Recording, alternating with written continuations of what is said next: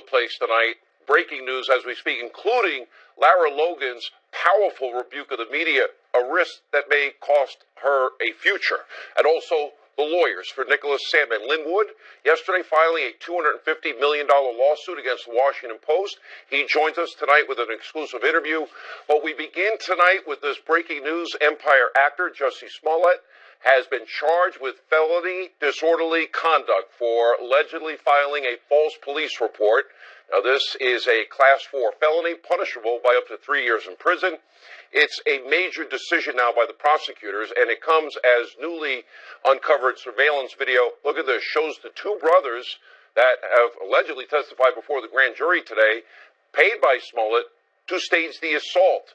And they're purchasing multiple items that were used in what now looks like a hate crime hoax, including glasses, a ski mask, even a red hat. And earlier today, these two men literally testified before the grand jury against Smollett. Now, with evidence mounting, Smollett is in serious legal jeopardy tonight, and it could get far worse. Federal charges could also be on the way. But tonight, Smollett's attorneys, they are pushing back in a statement. It says, quote, like any other citizen, Mr. Smollett enjoys the presumption of innocence, particularly when there has been an investigation like this one, where information, both true and false, has been repeatedly leaked.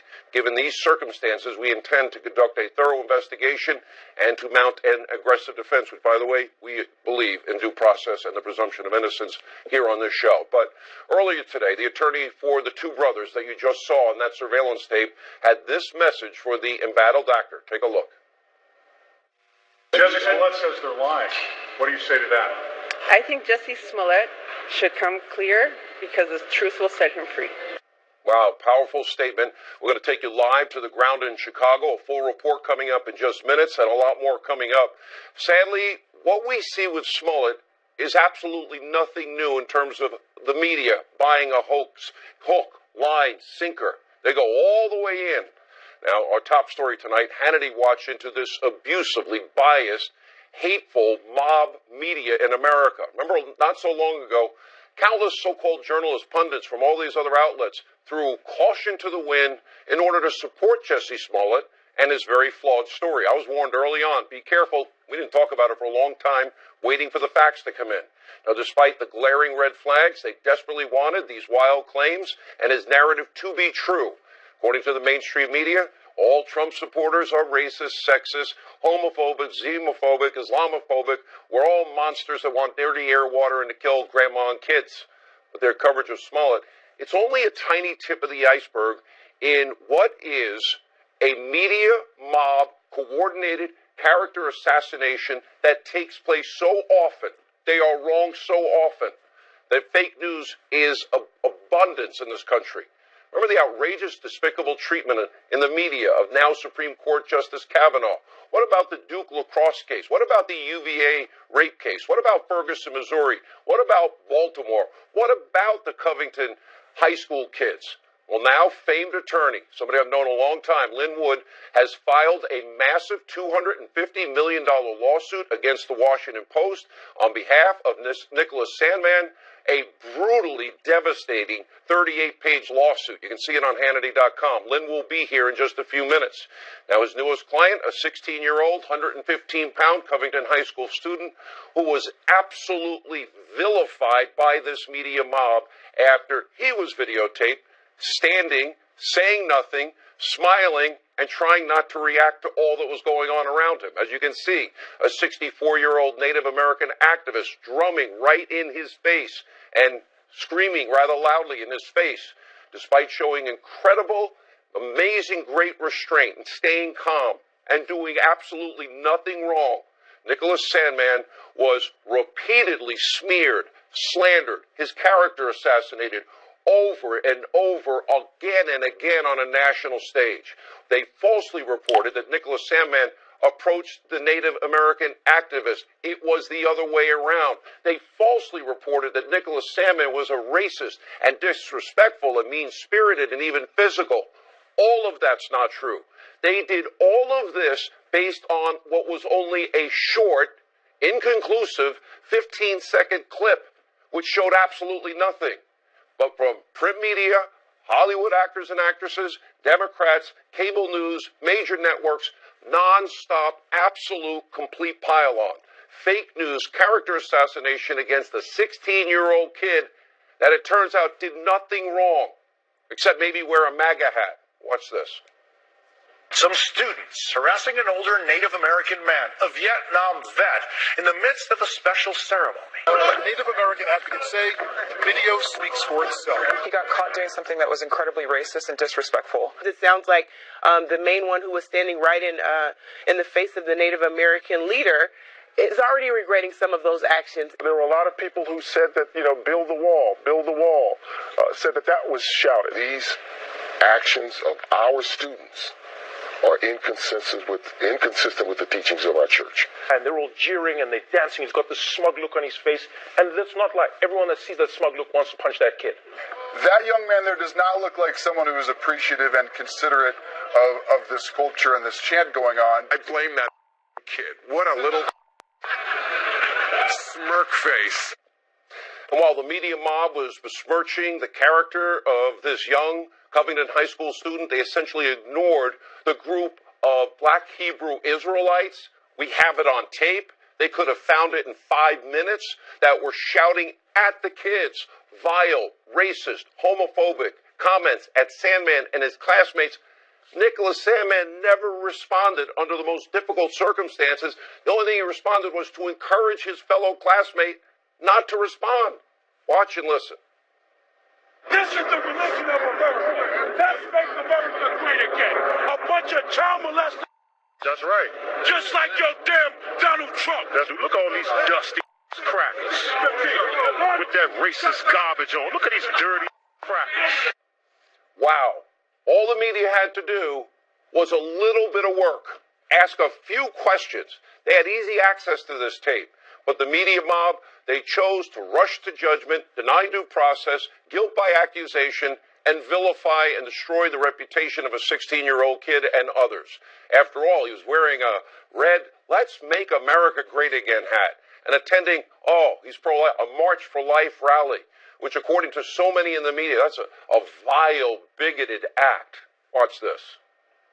It has become an invitation for confrontation. Some have even referred to the hat as a modern-day version of the Confederate battle flag. The hat in some ways represents, for many of us, a kind of racial animus. The MAGA hat carries a certain connotation that provokes a conditioned reaction from many people, especially from marginalized people. Just think about the symbol of that red hat. When I see the Make America Great Again hat now, Chris, I am triggered. Nicholas Sandman's public persecution was widespread, all on various, almost all liberal media outlets. But the Washington Post, they were one of the ones that led the way. And Sandman's suit affirms that. Listen to this, a 38-page brutal takedown. The Post bullied an innocent child with an absolute disregard for the pain and destruction these attacks would cause to his life. And, quote, the Post wanted to lead the charge against this child because he was nothing but a pawn in a political war against their political adversary. Harvard law professor Alan Dershowitz believes, and I agree with him, this is a very reasonable case with a really good chance of coming out in favor of Nicholas Sandman against the Post, by the way, and I'd predict others. There is a ton of precedence in this. What we see with Sandman is nothing new. You know, I met Lynn Wood, who's going to join us in a minute, in 1996. Before the year I started here at the Fox News Channel, I started in October of 96 after the Olympics was in Atlanta. He was representing Richard Jewell. 1996, in the immediate aftermath of the Olympic bombing, Richard Jewell was heralded and considered a hero after he spotted a suspicious bag. He pushed people away from the scene. He literally single-handedly saved countless lives in the process. But then the Atlanta Journal-Constitution, they pointed the finger at Richard Jewell, writing that hero guard may have planted the bomb. The media mob all piled on in that case, too. Why? Because they said he fit the vision or the profile of a lone bomber, single white man, and he lived with his mother. I happened to be on the air at that time in Atlanta. I found out later, I didn't know it at the time, Richard Jewell was actually listening to my radio show. He told me later I was the only person that didn't rush to judgment because I thought it was ridiculous. Well, just because he lives with his mother doesn't make him out to be a terrorist. I learned a valuable lesson. It has served me so well ever since. In the end, it turned out the media mob was dead wrong. I was right, Jewel was innocent, and he was a hero. Linwood likely made him a very rich man. I haven't seen the settlements. Sadly, to this day, I believe that Richard died. He died at the age of 44 from a heart attack. I guarantee you, they say stress contributes to heart attacks. I strongly believe in my heart, no medical assessment, that this so devastated Richard Jewell that it probably increased the stress load, which led to an early death. Now, we cover every controversial case. That lesson taught me not to rush to judgment in the Duke Lacrosse case, the UVA rape case, Ferguson, Baltimore, Trayvon, and George Zimmerman, even the Russia collusion hoax. The media goes in their direction. They're being proven wrong. The Cambridge police acted stupidly. Even vetting Obama, who the media mob loved and refused to do. I did what they would not do. Time after time, this mob gets it wrong again and again. And the media and their friends on the left are always happy to smear, slander, besmirch anyone and everyone as long as it fits into their divisive political narrative. Now, this has been the case for decades, but it's never been this bad. In the era of Trump, it has become obvious more than ever. Let's take a look.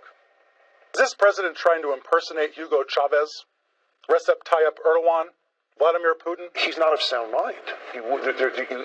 That's somebody that clinically you look at and say, there's something wrong there. Donald Trump, again, being a schmuck. We can surely say his words have absolutely emboldened white supremacists. He has given oxygen to racists. I think you're elevating Trump to evil, whereas having raised 3 kids, I just think he's a giant toddler. Is it possible that she's not concerned with his mistresses because she was one of them? Is that possible? We can no longer say Trump's the bad guy. If you vote for Trump, you're the bad guy. Every second, every minute, every hour of every day, of every week, of every month, of every year since Trump's been president. By the way, former CBS journalist, great journalist, incredible bravery, Lara Logan summed it up perfectly. Take a look. The media everywhere is mostly liberal, not just in the U.S. But in this country, 85% of journalists are registered Democrats. So that's just a fact, right? No one's registering Democrat when they're rarely a Republican. So the facts are on the side of what you just stated. Most journalists are left or liberal or Democrat or whatever word you want to give it. I always joke that the other 14% were too lazy to register. And there's maybe 1% that's on the right. Now, Lara went on to say she's probably committing professional suicide with that admission. By the way, she will join us in this show tonight. First, before we talk to Attorney Lin Wood, we have other big news. It appears the Mueller probe is finally wrapping up. Sources telling the Fox News channel the investigation is, quote, near the end game. And while the Department of Justice, the special counsel's office, have declined to comment, even fake news CNN, maybe they got something right. They're reporting Mueller could submit his findings to the Attorney General, Bob Barr, as early as next week. Earlier today, the president had a lot to say about the release of the report, saying that it is all in the hands of his new Attorney General, not him. And Justice Department rules say he decides. And according to special counsel regulations, Mueller will provide a confidential report to the Attorney General, Bob Barr, explaining the decisions reached by the special counsel. Next, the Attorney General will notify the chairs and ranking members of the House and Senate Judiciary Committees, quote, upon the conclusion of the special counsel's investigation. It is totally in the hands of the Attorney General and his alone to decide what, if any, details can be released in compliance with the law. He can control the timing of that notification over, quote, legitimate investigative or privacy concerns. Now, also remember, these regulations, they were presented to Congress, 2 decades ago by Democrats. Janet Reno, the AG, Deputy AG, Eric Holder. That was after the Starr investigation. They were designed to make the special counsel more accountable to the public. But now, ironically, these same people who were outraged at Starr's authority and the release of that report are the same ones wanting to give Mueller free rein over President Trump. By the way, next week the president and we will be with him. We'll have an interview with him in Vietnam. an important summit about the denuclearization of the Korean Peninsula with Kim Jong-un, would it not be wholly inappropriate to actually release the findings when the president's out of the country participating in these high-stakes negotiations on such an important topic? Well, we also know, and I've always suspected, maybe I'll be proven wrong, Mueller's team of Democrats would love to undermine the president in any way they can. We'll have more on this later in the show. Also, huge breaking developing news by Sarah Carter and John Solomon. But first, joining us now with more on this lawsuit and what is a media mob. I got to know him in 1996, one of the most tenacious attorneys in the country. If he sent me a letter of cease and desist, I'd beg for an apology. Lynn Wood is with us. Lynn, good to see you. Good to talk to you, Sean. Thanks for having me on. I meant what I said about Richard Jewell. I learned a lot. It has served me well. Let me say this to you. Richard Jewell always appreciated what you did for him, Sean. When the mob went after Richard, you were the sole voice in the media that urged caution and said, stop, investigate, get the facts, get it right. Nobody else did that. I look at Nicholas Richard was Sandman. always grateful to you for doing it. I think the stress killed him. I think it so upset him. I look at Nicholas. I know it did. Sandman, and we now know the story.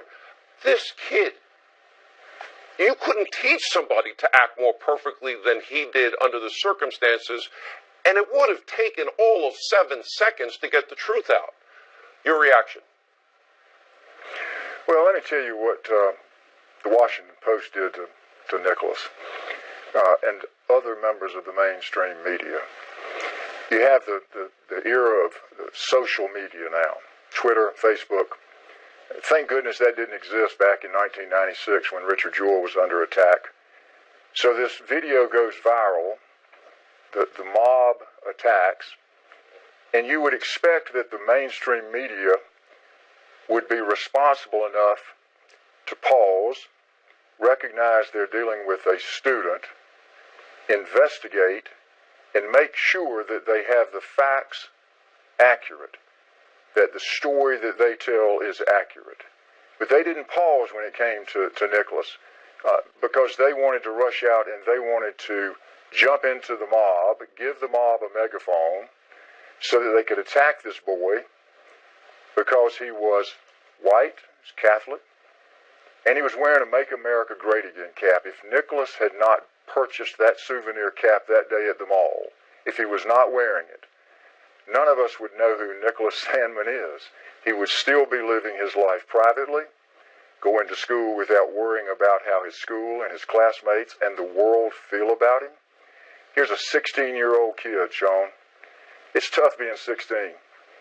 Think about what this young boy is having to deal with at age 16 when the entire world saw him the way the media portrayed him as literally the face of evil. It is inexcusable, reprehensible conduct by the media. And the Washington Post led the way. Well, you also telegraphed my interpretation. I've read every word of your 38-page complaint that CNN's not far behind, NBC's not far behind. But, Lynn, I've got to imagine if you add up all media outlets in this day and age and include Hollywood actors and actresses with the fame behind and the power of the pulpit that they have, hundreds, thousands of potential lawsuits here? Certainly hundreds. The good news is that we have 2.5 years to identify and file lawsuits against the wrongdoers. Because he's a minor, Nick will turn 18 in July of 2020. We've got 2.5 years. We got a lot of work to do because the social media and mainstream mob of bullies was extremely large in number, and they were very vocal. And the mainstream media, like the Washington Post, gave them a megaphone to go out and to shout to the world that this young boy had instigated this event, which he did not, had engaged in behavior swarming around Mr. Phillips, which he did not, had blocked Mr. Phillips' ability to leave the scene, which he did not. I mean, Nicholas Sandman, as you said, Sean, he didn't do anything wrong. He exhibited the most respectful behavior of anyone involved in this incident. You know, He was a child. He was accosted by adults, the black Hebrew Israelites, as your clip showed, yelling the most obscene slurs at these boys, homophobic, racist slurs. And then you have this character Phillips, and I say character because let me tell you, I've watched what he said. He doesn't tell the same story twice because he's a liar. And yet the media put him on interview after interview to tell his false story and condemn this young, innocent boy. Well, I assume that by those comments, and I think you said on Twitter that you would sue Nathan Phillips as well. You know, I watched what those kids went through and what these people said to them. They said nothing back. I don't know if I'd have that kind of restraint. It's kind of amazing. They said that he went and confronted Nathan Phillips. Just the opposite. I went through a litany of high-profile cases, Linwood. They get it wrong all the time, this mob. Listen, you dated both of us talking about 1996. I have spent the last 23 years of my career. I'm sorry? You still look the same. I've spent, well, thank you. Both of our hair is a different color now than it was back then. But I've spent the last 2 decades working in the area of First Amendment law, trying to protect individuals' reputations and seek redress from false attacks. And I've watched it shown deteriorate over the 2 decades. It's gotten worse and worse, and now it's reached the point where they're attacking falsely a child. I am really... Things have got to change, and there's got to be accountability. And I know you don't need the money. I know that this is your passion. I am happy that they hired you. You're the best person in this. Linwood, thank you. When we come back, we'll go to Chicago. Breaking news on the Jussie Smollett and Lara Logan, exclusively on Hannity. Tonight, Fox News Alert, huge breaking news tonight in the Jussie Smollett case. Prosecutors are now charging the Empire actor with felony disorderly conduct for filing a false police report. And look at this headline from tomorrow's New York Post. Brutal. Joining us now with reaction is trial attorney Rebecca Rose Woodland and Fox News contributor, well, I think we're going to get to in a second, Dan Bongino is with us. Rose, let me start. You know, I read this off the top of my head. Felony disorderly conduct. Now, I know that's legal speak in this case for filing a false police report, but we now know we have the videotape of the 2 people that say he paid them money buying the very items that were used in the attack, and those 2 people went before a grand jury today before these charges were filed. I mean, we do have grand jury indicting. In Illinois, that's required for any case that there will be possible prison term. Here, he's facing 1 to 3 years, but his attorneys have issued a statement, and I think it is important to say he does have a presumption of innocence, Absolutely. as does everyone else. Possibly these 2 concocted the whole scheme and claim he did, but maybe they were the ones that did it. I'm not saying that. Based on what we have so far, that's not looking good for Smollett, but there is always a possibility that he is innocent, so I think we should take a step back. Let's see how the case proceeds. It doesn't look good for him, I'll tell you that. Dan, we'll get to you in a second. First, joining us from Chicago is Rafer Weigel. I fired him last night, but, you know, apparently you're taking heat for doing a news report on my show in Chicago. Gee, I'm sorry. But you've been great on this show. No, I really appreciate you having me on. Thank you, Sean. I'm grateful to be coming back on. I do apologize for mispronouncing your name, but I think I'm just going to do it on purpose from now on. But go ahead. No, I mean, listen, it was good TV, but no, as you said, Sean, this does not look good for Jussie Smollett. Chicago police are essentially now accusing him publicly of making the entire thing up, and it looks like we can now start to use the word that police asked us not to use before, and that being hoax. Smollett's legal team and prosecutors met today for several hours at the Cook County Courthouse trying to work out some kind of an agreement. No agreement was reached, and therefore prosecutors put the grand jury in play.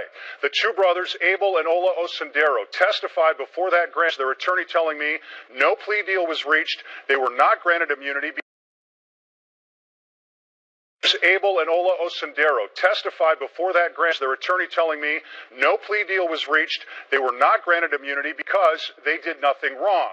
Meanwhile, the evidence seems to mount that these 2 brothers did stage this event. We got surveillance video, Fox 32, obtaining surveillance video from a beauty supply store showing these two men walking into this store buying a red hat, ski masks, and the date of this video was January 28th. That is the day before the incident is reported. So the brothers are cooperating with police, saying Smollett put them up to it. Smollett says that they're the ones lying. The brother's attorney says Smollett's the one not telling the truth. Take a listen. Jesse Smollett says they're lying. What do you say to that? I think Jesse Smollett should come clear because the truth will set him free. And that was me asking her that question. Let's give the statement from Jesse Smollett's legal team, which we got about an hour ago. Like any other citizen, Mr. Smollett enjoys the presumption of innocence, particularly when there has been an investigation like this, one where information, both true and false, has been repeatedly leaked. Given these circumstances, we intend to conduct a thorough investigation and mount an aggressive defense. As your other guest said, a Class 4 felony, that could be 1 to 3 years in prison. Jesse Smollett is due in bond court tomorrow at 1:30. The question is, will he show up? If he doesn't, there will be a warrant issued for his arrest. Sean? All right, Ray Weigel reporting in Chicago tonight. Thank you for that report. We bring back in Rebecca Rose Woodland and Dan Bongino. This is really sounding more and more if the testimony is true. I do want to give due process, but it's not looking good, Dan Bongino. Is this a hate crime hoax in the making? And consider all the examples I mentioned with Lynn Wood. The media, it sounds similar. They want to believe the worst about Donald Trump and his supporters. Yeah, I mean, the list of hoaxes goes on and on. That doesn't mean racism and hate crimes don't exist. It just means the ones that have garnered significant media attention over the network that actually covered this case fairly from the start and didn't jump the gun. But remember, Sean, due process doesn't mean we can't think about this critically like reasonable human beings. And that's what I think you, I, and a lot of other people did from the start when there were questions, fair questions to ask. Sean, I was a street cop in the 7-5 precinct in East New York, Brooklyn. I used to walk a post at from 6 o'clock at night to 2 o'clock in the morning. You see a couple of guys on a relatively empty street in an industrial area at 2 o'clock in the morning with bleach and a noose, wearing MAGA hats with no one else around. It may not be reasonable suspicion to pull them over, but it's probably worth giving them an extra look. Nobody thought this was unusual, this story, that some people just were carrying around bleach in the middle of the night to randomly attack an actor. And in this show, it just... In a 4-degree weather minor and a amount storm. of critical thinking would have... I did what I did. Flags should have went off everywhere. Rebecca, I did what I did in the Zimmerman Trayvon case. I actually went there and talked to the people. In the Ducal Cross case, I talked to some of the parents and some of the kids. When the rest of the mob rushed to judgment, they're wrong so often. Now, when do they start getting held accountable? Because you look at the Smollett case, you look at these Covington kids and Nicholas Sandmann, there's a lot of similarities here. A lot of similarities, Sean. I remember I was here for the Duke case with you. I was here for Trayvon Martin with you. You were on the right side with me. That's right. And what's unfortunate here is if Jesse did this, why? Why are you playing into such hate, such negativity, when there's such an opportunity now to bring people together? But but the media has a narrative. And the reason the media jumps and they don't look, like, it would have taken them 6 seconds to find out the truth in the Nicholas Sandmann case. Oh, I know. Not even a phone call did these people make. They're going to lose. Lynn Wood is going to destroy every one of these big media outlets. I guarantee it. It's a slam dunk, and they will all pay. Sure. And in this situation, we should have that again. I mean, there is no reason why everyone has to jump to judgment with a MAGA hat. It is ridiculous. 15 last seconds. Dan. Sean, listen, you asked who's going to hold the media accountable. It's already happening. The court of public opinion is all that matters, and very few people trust the media anymore like they used to 50 or 60 years ago. Thank you both. When we come back, huge breaking news on the deep state. Get this.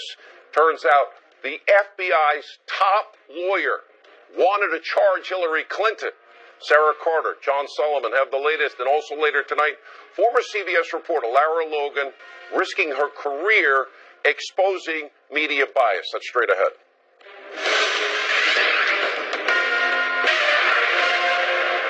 He's a tremendous man, a tremendous person who really respects this country and respects the Justice Department. So that'll be totally up to him.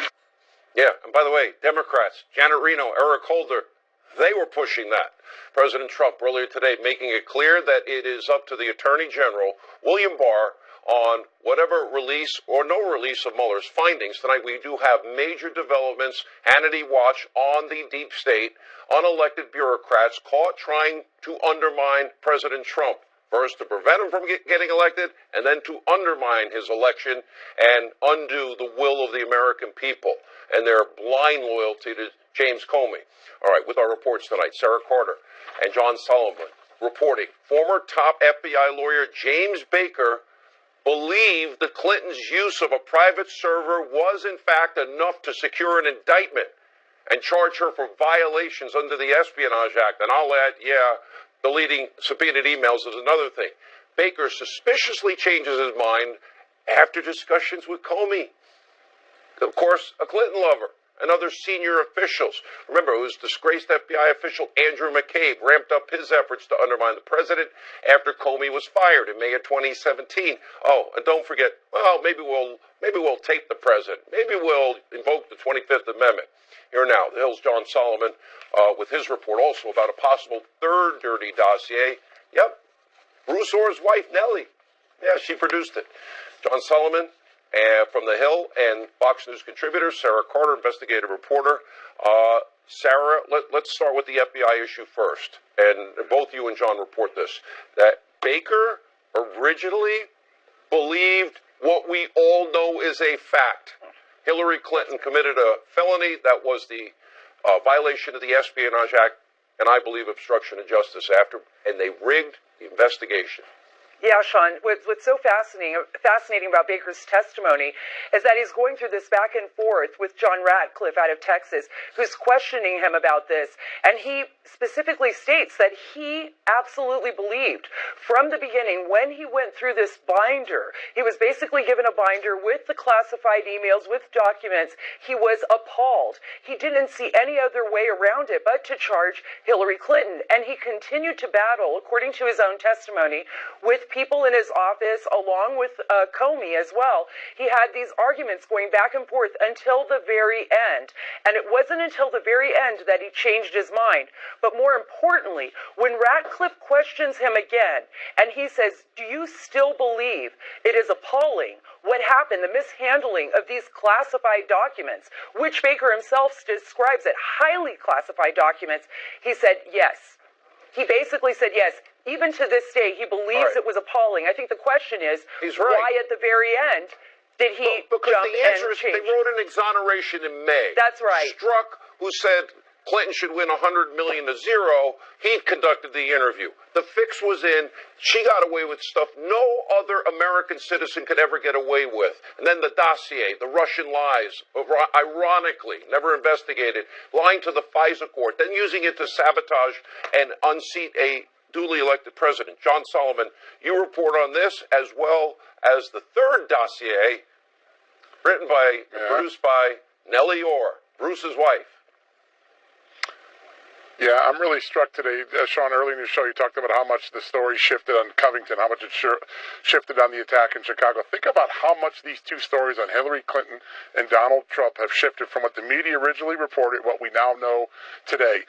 For a long time, the FBI said everyone was in unanimity about not charging Hillary Clinton. Now we find out to the very last minute James Baker is fighting and disagreeing with that decision. And when we started, we were told that the Trump investigation had to be open because it was actionable foreign intelligence suggesting he was compromised. Now we know that intelligence was nothing more than Christopher Steele and Sidney Blumenthal. And now the wife of Bruce Orr, Nellie Orr, after learning what Christopher Steele sent to the FBI, I report that Bruce Orr told the Congress his wife put her own dossier together, put it on a memory stick, gave it to him, and he routed it to the FBI, despite the fact that there are conflict of interest rules that say justice officials should never get involved in cases where their spouse has a financial interest. It's remarkable. This story has evolved so much. We only have a small sampling of all these interviews. We don't. There's so much information. Do you both agree with me? Exit question. That, in fact, when everything comes out, there's at least probably a dozen people that should be charged here. Sarah? Yes, absolutely, if not more. If not more, how many more? Yeah, I would say definitely between 12 and 20. And John? Yep, the House Republicans who did all these interviews, they're preparing criminal referrals right now. I'm They've told got to be at released. least 9 they're going to make right off the bat. All right, yeah, real quick, John, you have sources in the special counsel's office. What are you hearing about what will be in this report supposedly released next week? Real quick. I think that the end is near, and I think there will be no charges against the president recommended. No Russia collusion. 2 years. Wow. Of media lies, the mob mentality. You guys have been phenomenal. We started 2 years ago this March. Both of you breaking open this story. You both deserve credit. All right, our next guest, stay tuned, caused quite a stir. Former CBS 60 Minutes reporter Lara Logan is here to explain just how the anti-Trump mainstream media truly is, even risking her total career in doing so. Next. Is mostly liberal, not just in the US. But in this country, 85% of journalists are registered Democrats. So that's just a fact. We have few conventions, if you like, because they're not really rules, but that you need at least 2 first-hand sources for something, right? Those things help keep you, keep your work to a certain standard. Those standards are out the window. I mean, you read one story after another or hear it, and it's all based on one anonymous administration official, a former administration official, right? I mean, that's not journalism. Sorry, that is absolute. It is absolute horse. All right, former 60 Minutes correspondent journalist Lara Logan bravely stating what so many people already know about the mob media's liberal bias. She didn't mince words. She told the truth, even risking political career suicide in the process. Lara joins us now. Great to see you. Thank you for being with us. Thank you, Sean. Just so you know, just so people know, how many years did you spend out with our troops in Iraq and Afghanistan? How many tours of duty, years, months? Well, I lived in Iraq for 5 years. I lived in Afghanistan for a year, and I went to Afghanistan dozens and dozens and dozens of times, and I've been back to Iraq. Before I lived there, I was there under Saddam Hussein. So, I mean, I was pretty much on the battlefield most of the time from 9/11, and it's only been since I had my children that I've kind of, and of course, since I was almost killed in Egypt, that I've sort of I want to remind people, you nearly died in Tahrir Square in Egypt in the Arab Spring. Geraldo told me, I never knew this, that he had a video of your vehicle getting hit with an IED. I never knew that story. Is that's true? Yes, that's true. I think it was way back in like 2003 when we were blown up by a double anti-tank mine on the Afghan-Pakistani border at a place called Lozano Ridge. And Geraldo and his brother were a few vehicles behind us in the convoy. And Sean, you know how incredible this is? In those days, the United States military did not even have armored Humvees on the battlefield. If you think about what that context brings... They didn't even have armor on their vehicles. They didn't even think they needed it. Wrong. So wrong. And I bring this up because, wow, I mean, you risked your life to report. And I watched you on 60 Minutes. I always thought you did a great job. And you say this, which is just a fact and it's chronicled. And look at the media today. I say I'm a talk show host. I say I also do opinion and news and investigative reporting. I do it all. And 85%, I think it's closer to 90, that are liberal, and you can see it. And you say you need 2 sources. That's so far gone. Why, if you tell the truth like that, do you believe you just pretty much committed career suicide? Well, it's obvious, right? Because you get targeted, and it's the same group of people. They're already starting to target me again now, and I expected it. And, I was joking that I'm braced for fire and fury because I know they're going to come after me again, and I'm not the only one. I mean, the same people come after you, right? One of them, the Sparrow Project. I mean, this person was tweeting today, Hannity, watch out about Lara Logan stuff, right? And there's more coming. Michael Calderon, who was at the Huffington Post. I can literally give you the script now. now. I can tell you who the players are. Joe Hagan, Brian Stelter. I mean, it's the same people all the time, and they're all saying the same things. And they come after Cheryl Atkinson, they come after you, they come after me. I mean, if there are any independent voices out there, if there are any journalists who are not beating the same drum and giving the same talking points, then we pay the price. And if they can't, you know what's interesting, Sean? They can't take down the substance of what you're saying, right? They can't go after the things that matter. So they smear you personally. They go after your integrity. They go after your reputation as a person and as a professional, and they'll stop at nothing. So, I'm not the only one, and I'm just like, I'm done, right? I'm tired of it. And they don't get to write my story anymore. They don't get to speak for me. I want to say loudly and clearly to anybody who's listening, I am not owned. Nobody owns me, right? I'm not owned by the left. I don't even know what your politics are. I really don't. I don't know where. Because it doesn't matter. Because it doesn't matter. I'm not going to lie to you and pretend I have no biases. That's just not true, right? I mean, that's a part of who we are as human beings. We all have opinions on things. I don't pretend I don't have opinions. My point about the sources is that I've worked with so many great journalists. I can tell you many of their names. Sarah Carter is like one of them, right? I have so much respect for her work. And there are so many people at 60 Minutes and in many other places who I have such great respect for. And it's because I didn't invent this. Journalists have always needed two independent, first-hand sources. That's always been the standard that we work to. It's not me. I'm not alone. I'm not the only one. And, people know. People know that we've slipped. People know that when you're not, when those are no longer your standards, that you're, that raises questions if you're honest. I would love. I've met your husband, who I don't know if he's going to like I'm saying this, who's really an American hero, and I know you guys are raising your kid. I mean this sincerely. I hope my bosses at Fox find a place for you. I know that you want to still do great work and independent, and I think it would be a service if you did. I hope that you telling truth doesn't end up in career suicide for you. We need the fair, honest, investigative voices. The people that do. What's funny, I heard one of your paid people on Fox saying that it sounded like a job interview to me, and then going on to put a whole lot of words in my mouth that actually I never said. Let's just be honest. Look at the interview, hear what I said, and then listen to him, and you can see I didn't say that. I don't need to fall back into dishonesty. And by the way, it's not a job interview, right? I don't know if Fox would want to hire me because nobody's going to own me. But I got to run. You keep up the good work. Family Taco Night is a heartburn night. All right, our villain of the day tonight has really earned this title. Hoda Muthana moved to Syria to marry a member of ISIS from Alabama.